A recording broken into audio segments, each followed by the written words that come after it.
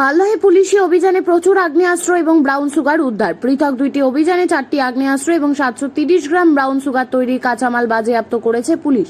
ঘটনায় মোট 3 জনকে গ্রেপ্তার করা হয়েছে। মালদহের পুলিশ সুপার অনুপম সিং জানিয়েছেন, মাদক এবং অস্ত্রের চোরা কারবারিদের বিরুদ্ধে লাগাতার অভিযান চলবে। পুলিশ জানিয়েছে, গোপন সূত্রে খবর পেয়ে রাতে কালিয়াচক থানার পুলিশ শাহবাজপুর থেকে সারদা এলাকায় যাওয়ার পথে একটি মোটর বাইক থামিয়ে তল্লাশি চালায়। মোটর বাইকে থাকা একটি ব্যাগ থেকে উদ্ধার হয় 4টি আগ্নেয়াস্ত্র। মোটর বাইকে থাকা 2 যুবককে গ্রেপ্তার করা হয়। বিহার থেকে ওই আগ্নেয়াস্ত্র আনা হয়েছিল বলে জানতে পেরেছে পুলিশ। ধৃত মঙ্গল মণ্ডল ইংরেজ বাজার গৌড় এলাকার বাসিন্দা। সুজন মণ্ডলের বাড়ি কালিয়াচক উমাকান্ত টোলা এলাকায়। বিক্রির উদ্দেশ্যে নাকি অপরাধ সংগঠিত করার জন্য ওই আগ্নেয়াস্ত্র আনা হয়েছিল তা খতিয়ে দেখছে পুলিশ। ধৃতদের হেফাজতে নেওয়ার আবেদন জানিয়ে আদালতে তুলেছে পুলিশ। এদিকে রাতেই ইংরেজ বাজারের বাধাপুকুর এলাকার সন্দেহভাজন যুবককে আটক করে উদ্ধার হয়েছে 730 গ্রাম ব্রাউন সুগার তৈরির কাঁচামাল। ঘটনায় দক্ষিণ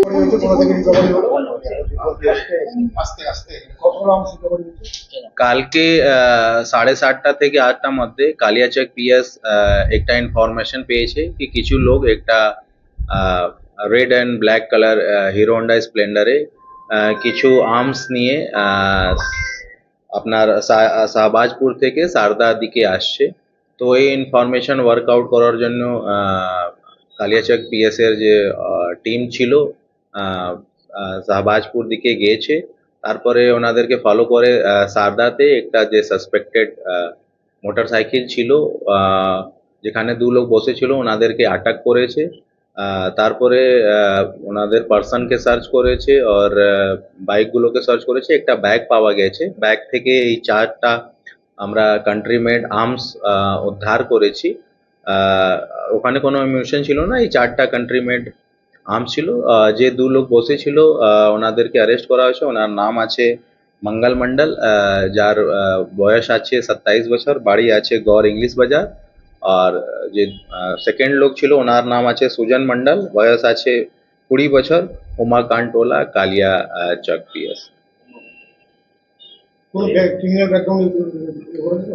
এর মধ্যে যে সুজন মন্ডল আছে ওনার প্রিভিয়াস কেস রেকর্ড আছে। বাকি আমরা আর খতিয়ে দেখছি কি এনাদের বিরুদ্ধে আর কি কেস আছে।